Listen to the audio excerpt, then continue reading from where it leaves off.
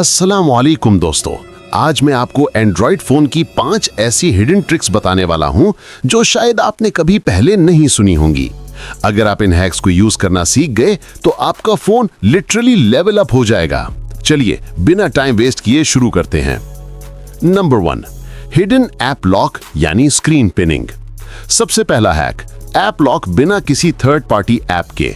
बस सेटिंग्स खोलें, सिक्योरिटी पर जाएं और ऐप पिनिंग ऑन कर दें। फिर जिस ऐप को लॉक करना हो उसको रीसेंट ऐप से पिन कर दें। बस अब कोई उस ऐप से बाहर नहीं आ सकता जब तक आप अनलॉक ना करें।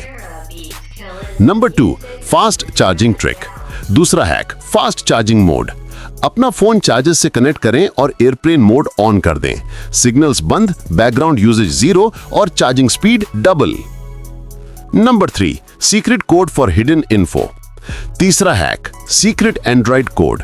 डायलर में टाइप करें, यहां आपको फोन की हिडन डिटेल्स मिलती हैं, battery health, network info, usage stats, सब कुछ एक जगह। Number 4, crystal clear internal audio recording. चौथा hack, screen recording with internal audio. Screen recorder start करते वक्त ऑडियो सोर्स से इंटरनल ऑडियो सिलेक्ट करें।